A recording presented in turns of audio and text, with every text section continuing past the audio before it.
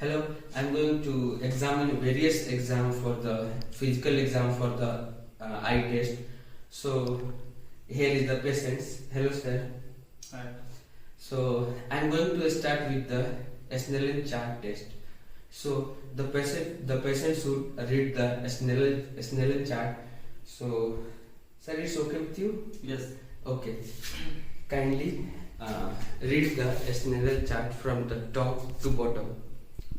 E F P T O Z L P E D P E C F D E D F C Z P F E L O P Z D D E F R O T E C.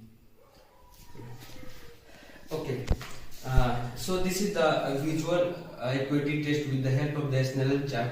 So the patient is read very well because he read up to 8. That means his visual acuity is 20/20. That means a normal person can see a normal person can read at 20 feet. So he is normally visual acuity test. Second test I am going to examine, that is called regarding involuntary eye movement with the help of this red pen. So I will fix the red pen with the 6 different field gauge. So I will check the involuntary movement or nystagmus of the eye, whether the involuntary movement is present or not. So let's start the test. 1, 2, 3, 4, 5, 6. So here we completed the second test, that is the nystagmus test, whether there is an involuntary movement or not. So we find that there is no involuntary movement. So the third test I am going to examine with the help of the light for the whether the pupil is contracted or not when I am going to focus the pen light. So let's start the test. The light is there.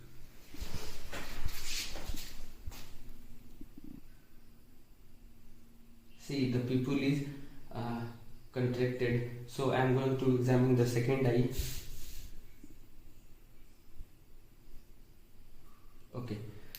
So we will find the pupil is constricted when we focus the light just near to the eye. So the pupil constrictions is good. So there is no defect in constrictions of pupil.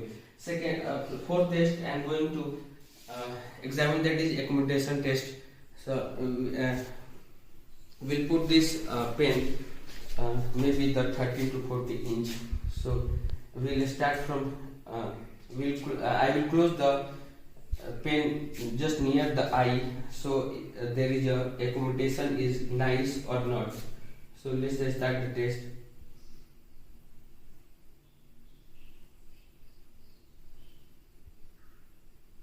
So here we will find the pupil medially diverged. So we can find there is no defect in merging of the pupil.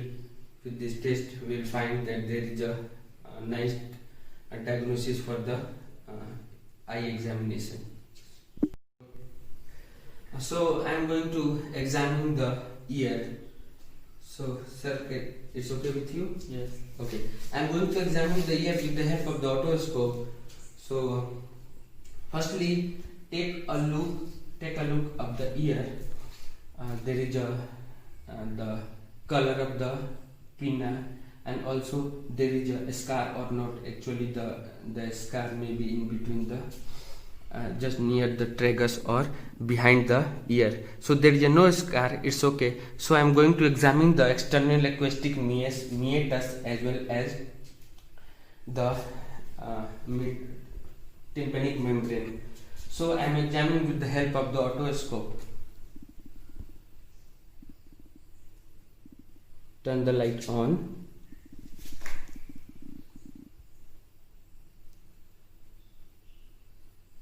We examine with the help of the otoscope that there is a waxy material or not, or there is a inflammation or not.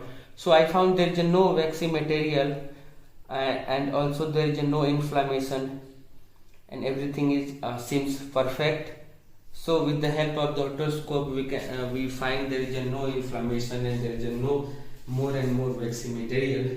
So we examine the external acoustic meatus and the tympanic membrane seems good. So second test for the ear, with the help of the I am going to examine with the help of the tuning fork. The tuning fork is 512 Hz.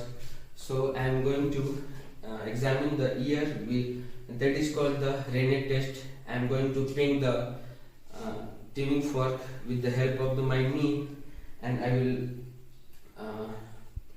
I will just keep the tuning fork just near the ear. Actually, I am going to differentiate between the bone conduction and the air conduction. So let's start the test for the air conduction.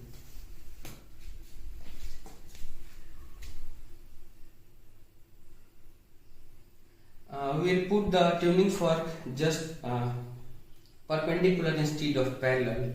This is called air conduction test. And the second test, just between the ear almost just near the mastoid process. So we did the two tests. One is air conduction, second is bone conduction. I am going to ask the patient which sound is louder, whether the first or the second. Sir, which sound is louder, first or second? So this proves the theory that air conduction is better than bone conduction, that the hearing is normal. So if the patient had the second sound, that means if the patient got the second sound more louder, that means bone conduction greater than the air conduction. So there is a abnormality in the hearing. So I am going to examine the third test of the ear, that is the Weber test. I am going to ping the tuning fork with the help of the knee, and I will put this on the center, and I will ask the patient whether the sound is radiating to the left or right ear or in the center. So I am going to examine.